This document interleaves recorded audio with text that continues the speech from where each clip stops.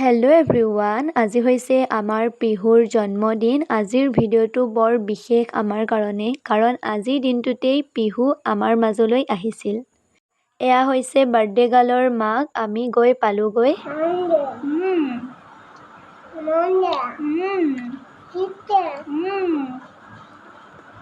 গৈ পোৱাৰ পাছতেই আমি চাহ খালোঁ। চাহ খাই আমাক তাই চানডে মনডে কৈ আছে, যিহেতু তাই ক'ব পাৰে, চ' আমাক শুনাই আছে। বহুত বেছি ভাল লাগে, তাই ক'লেও ভাল লাগে, শুনিও ভাল লাগে। তাৰ পাছত তাইক ধুনীয়াকৈ ৰেডি কৰি দিলোঁ, যিহেতু এতিয়া কেক কাটিব।